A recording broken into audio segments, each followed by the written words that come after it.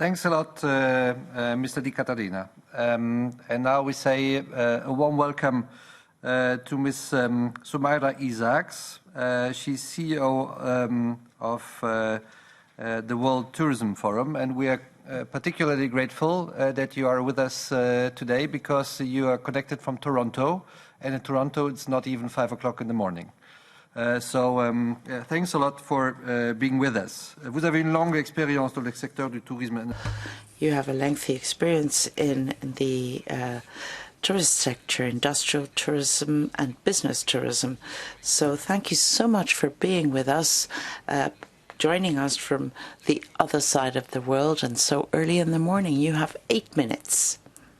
Thank you very much. And thank you for welcoming me. And I want to start off by thanking the chair of the committees and the MEP Ismail Ertug for inviting us. And just to put it in perspective, World Tourism Forum Institute is a think tank based out of UK, actually. And today I happen to be in Toronto. So we are all about making tourism part of the economic development agenda for developing countries. So today I'm listening to my speakers before myself. I think I want to present a little bit more the global perspective on tourism, and then we can narrow it down to Europe. As we all know, the back-to-back crisis of COVID-19 pandemic and now the current geopolitical challenges at the heart of Europe being at war has been the most significant disruption to global travel and tourism in the history of the industry.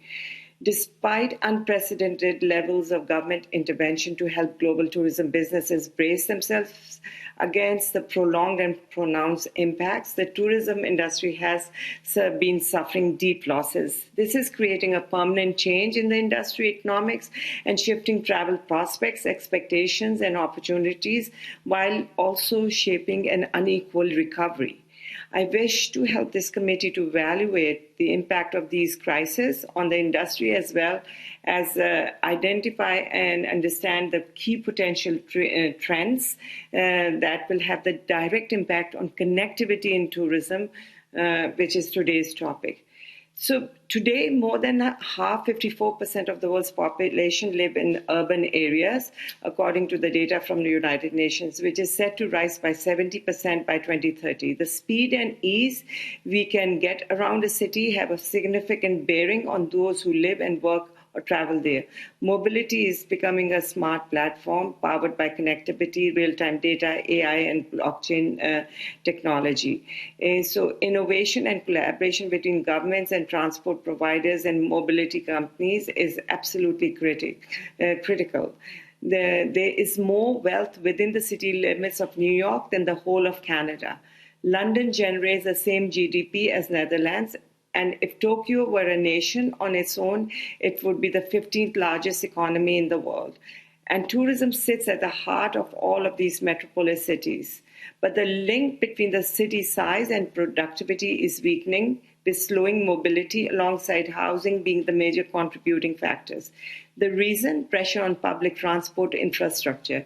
At peak travel times, for example, Birmingham, the UK's second largest city, behaves like a city of third of its population in terms of economic output. It is by no means an outlier. Therefore, it's apparent that on socioeconomic macro level, there is a big shift that will continue to affect the businesses and communities. There are certain drivers which will affect the industry as a whole, but also the society, both short and long term. Even as the pandemic is fast receding, the current geopolitical challenges have left us with uncertainty.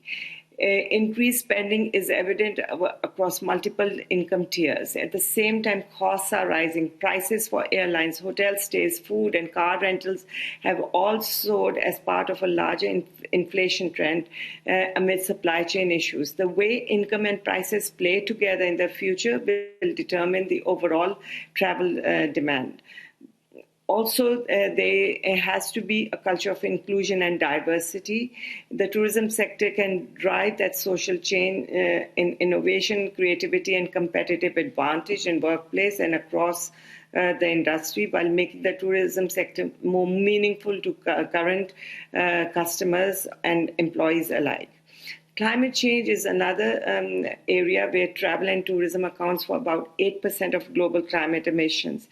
Some of the speakers have spoken about greenhouse gas emissions reduction targets by 2030, which will further impact insurance premiums for operators in high-risk areas, indirectly increasing also operating costs and prices for consumers, along with the intensity and the frequency of extreme weather events. Then there is the trend for high accelerated digitization by 3 to 4 years. Perhaps the best legacy of the pandemic has been in the favor of connectivity and mobility. That companies are fast adapting for their customers. There's geo-targeting and localization has become more prevalent, and data can be used as a solution in near real time to monitor airport capacity, source markets, booking trends, impacts of programs, and job sentiment. Then one of the most recent interesting ones from my perspective has been the blockchain and crypto, which is set to disrupt the industry. We just recently did a conference in Dubai where some of the MEPs from the European Parliament also participated, and we have just launched the first travel and tourism dedicated Riva digital coin. So tourism and blockchain technology is a powerful combination and is poised to revolutionize the way the people travel, as it can bring safety, transparency to several critical touch points, increasing the level of trust among all involved parties. For most of us, crypto still seems like a world unknown. However, as more users invest and subsequently have more coins to use, it is an idea which is fast spreading. And governments and businesses are warming to the idea, allowing consumers to purchase goods and services.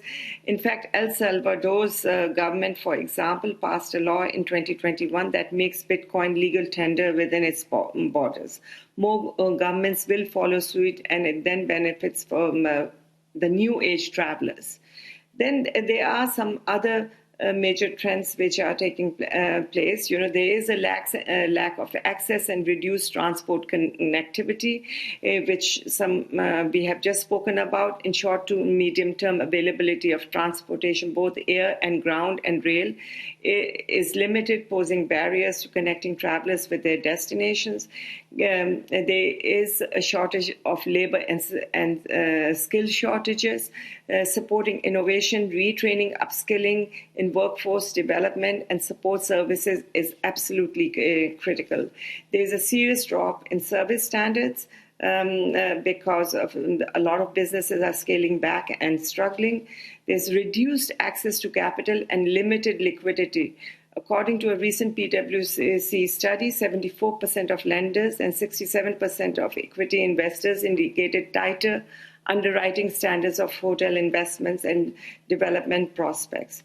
Other than that, there are some new trends. There is a great resignation and retirement as more and more boomers are retiring, but this is a new segment with time and money for travel, and a key audience that operators are considering to tapping into.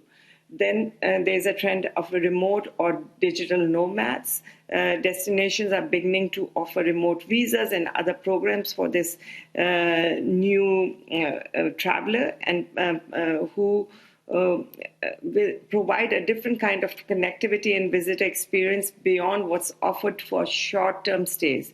So it's absolutely important to pay attention to them. In short, the next couple of years, travel and tourism will become more local and domestic, focusing on leisure travelers facing increased competition and adapting to a digitized society and continuously evolving. So there is an urgency to address these challenges today for tomorrow's opportunity. Thank you very much. Thanks a lot. We have heard 5 very interesting presentations. I thank you a lot for being with us. I'll let you know that at the end of the debate, you will have the possibility to come in again and to answer questions and comment on what has been discussed. But I will now first give the floor to the members who asked for the floor, and we will start with EPP, Claudia Monteiro de Aguiar, for 3 minutes. Claudia, you have the floor. Muito obrigada. Em primeiro lugar, agradecer, obviamente. Thank you very much. I would like to start by thanking all the speakers for these very interesting presentations. I'd also like to say that they really emphasized what we and indeed our committee has been saying for years, that we need these connections among forms of transport, the importance of connectivity, and to what extent this impacts tourism. We're talking about two very important areas impacting the daily life of citizens and enterprises. And these are, of course, crucial for the development of the key regions. So thank you very much for these very interesting presentations. Connectivity with maritime transport was mentioned, and of course the connections with land and air are very important. Let me emphasize that some political groups in this committee sometimes want to prohibit short-haul flights, but that kind of prohibition doesn't make any sense, because then you're excluding regions which are already suffering from weaker economies, and they're going to be weakened even further. The overseas areas, the Azores, for example, I think this kind of proposal is very centralistic in fashion. It doesn't take into the account that of characteristics some countries have. So those overseas regions have to be taken into account. Also, the mountainous regions, a one-size-fits-all solution isn't appropriate here. So these different regions have to be taken, these peripheral regions have to be taken into account. Because otherwise, if we were to forbid short-haul flights, all the other flights would become much more expensive. And some regions would be completely disconnected from transport. And then we're talking about maritime transport connections between islands. That's very important because for health reasons, for tourism reasons, these are all very important. It's important to have a uniform approach. So it can't be just a focus on the center, but it's also important to look at the islands of the EU, which play a very important role in a significant branch, i.e. tourism. So, and some of them basically live from tourism, and they simply can't be connected to the rail system. But we have countries who don't have any developed rail. Well, what are we going to do? You can't abolish other forms of transport in that case. So what can we do as legislators to improve our legislation so that the European Union then can to improve these connections? So we have to improve, for example, the availability of tickets, interoperability. How can we have the same approach to distance on trail, websites, to make it easier to have organization of travel, help tourism, also with new technology? Slow down a little bit when you talk, because we need interpretation, and for the interpreters it's difficult sometimes. If you want to give a lot of input, I know that it's sometimes hard, but would be useful for all of us to speak slow enough. Isabel García Muñoz for S&D now for 3 minutes as well. Gracias, presidente. Thank you so much. Thank you to all the speakers for all the comments and presentations. They've been very useful for this working group and for the entire committee on transport and tourism. Connectivity is essential. We saw this during the pandemic and we've seen it now during the war, and it affects tourism. We need to see how this connectivity can be brought about. Since we think it is essential, it needs to be more sustainable. We need to be flexible, especially in the peripheries of the European Union and islands. You can't demonize any mode of transport. You just want to make them more resilient and sustainable.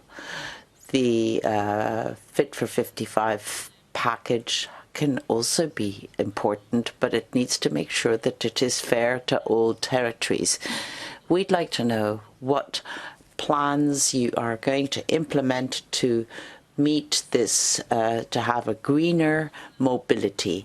And then I would also like to know, as far as promotion of railway transportation is concerned, how do you want to make it more affordable, especially for long-distance train travel? We want it to be accessible, but we also want it to be affordable so that we can really move towards the use of railway transport. I'd also like to ask Mr. Worth, why is there such a huge difference between the cross-border connections in certain parts of Europe compared with others? Do you think it's a question of governance? How can this be improved? And how can we improve this problem that there are cross-border connections that haven't gone back to normal after the pandemic? We also talked, or you also talked, about digitalization, intelligent solutions, which could have an impact on the way one goes about as a tourist. Do you think these new technologies are really going to help so that we can get multimodal tickets, which I'm sure passengers will find very reliable, so that they can take longer trips without having to validate a ticket for each of the transport modes? How is this going to be brought about? And do you think this can be done rapidly across the board? And lastly, I imagine that there is a certain reticence of travel in the Union because of the war. How can we promote travel as safe European destinations? And you talked about these cross-border connections in particular. And how can we feel that we are affected by the fact that Russia has withdrawn from the UNWTO, that is the United Nations World Tourist Organization? And thank you. Le prochain sur la liste, c'est Dominique Riquet. Dominic for Renew. Merci. Thank you very much, Chair. And I will speak on behalf of Mr. Diaz, who had to leave us. So, first of all, he would like to thank you for this discussion.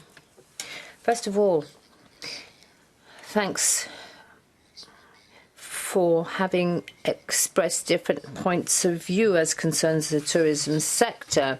So this is an important discussion, especially for the remote regions as well as islands, because of essential supplies, but also tourism. One should take into account the specificity of their situation, especially when you talk about linking sea and air routes, and to make sure that these regions are not penalized. Connectivity, therefore, should be encouraged and maintained.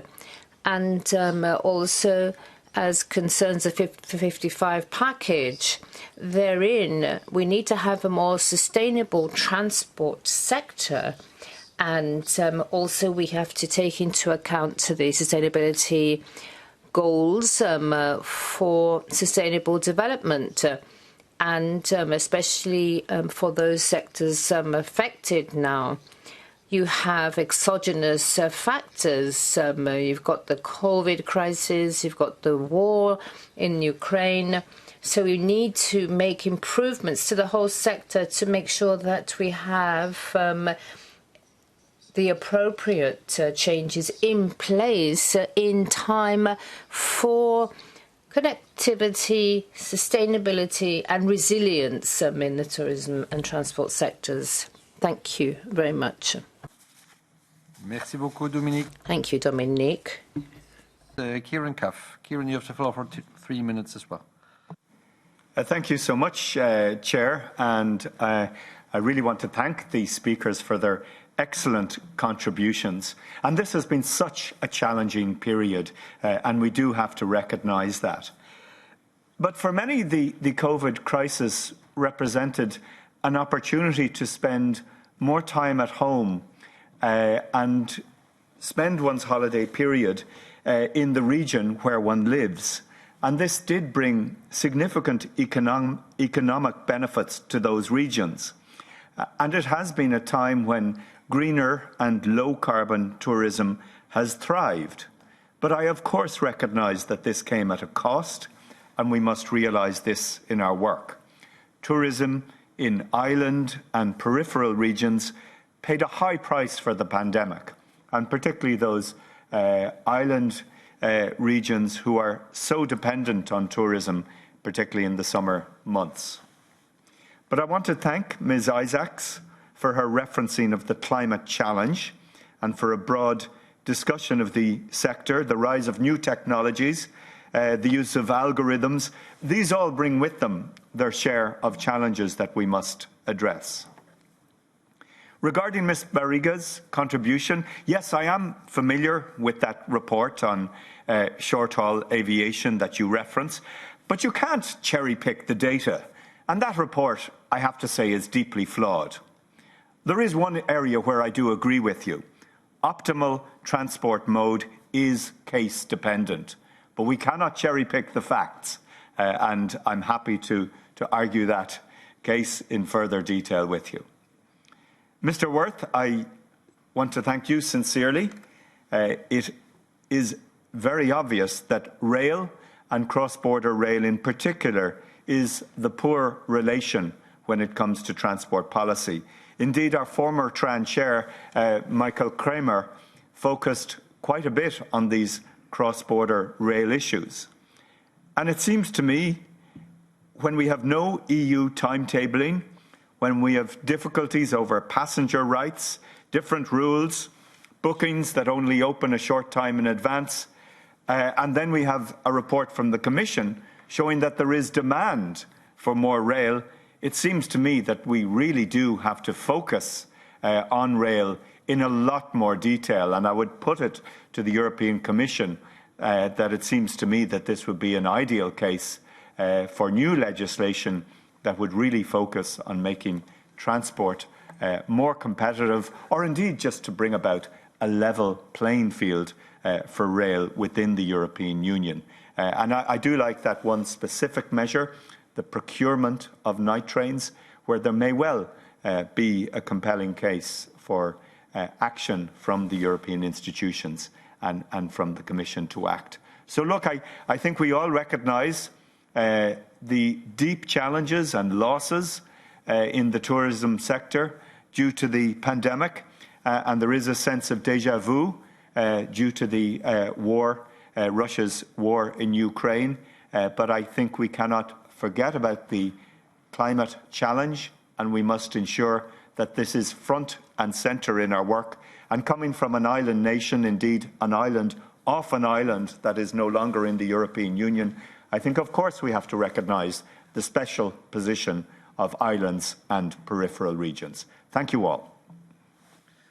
Thanks a lot, Kieran. We have no one on the list for ID, and for ECR, it's Angel Jambatsky, who is connected online. Angel, you have the floor.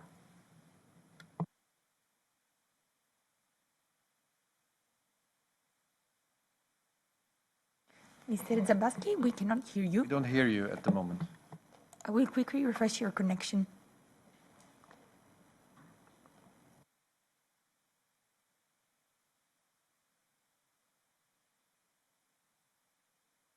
I think we will go back to Angel after the next speaker. I give first the floor to Elena Contura for the left for 3 minutes as well, and then we will try to reconnect with Angel. Thank you very much, Chair. I too would like to thank our invitees for their very interesting presentations. After 2 years of a pandemic, which sorely hit travel and tourism more so than any other sectors, today we're talking about connectivity's importance in the shadow of another destructive crisis for mankind, which is another threat for tourism and for the thousands of people who actually work in these sectors in Europe.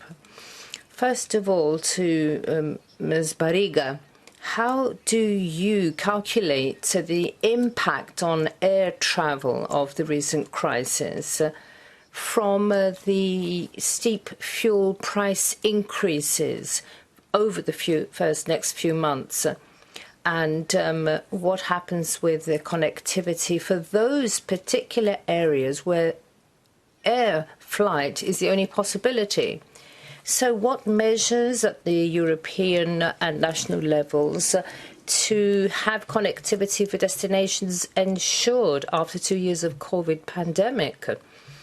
And also pertaining to those issues of the impact of the war in Ukraine, we've all today made our statements and we've said that we're going to be working nationally, Europe-wide and internationally to make sure that we return to tourism levels of 2019 after the 2 recent crises. Unfortunately, the war in Ukraine is still ongoing. And unfortunately, also, those who will be called upon to basically bear the burden are local communities, once again, catastrophic for our economy, but also for the social fabric. Ms. Isaacs talked about the challenges for tourism and the trends worldwide. But may I ask you, do you have any specific proposals for those actions which should be taken to have a pickup in the tourism sector ASAP? Thank you. Thanks a lot, Elena. I don't see Angel Szabatsky on the... Now he's on the list, and I think we will try. Angel, you have the floor. Thank you so very much. Perfect. We hear you. Super. Good to know. Okay. But we can't see you. Ladies and gentlemen, now I really don't know what connectivity we're discussing today, taking into account the fact that the vast left and green liberal majority in this parliament and in the Commission take systematic measures in order to hamper affordable mobility. What are these measures? On the one hand, we are witnessing more and more restrictive legislative proposals whose task is to ban people from using and having a car. The car gives people the opportunity to choose where and when to go. I think that such restrictions were widely used in the past in the Eastern Bloc. I repeat, bloc. This was, in the times of communism. Back then, having a car was considered as something which belonged to the bourgeoisie, and people had to travel, or they were considered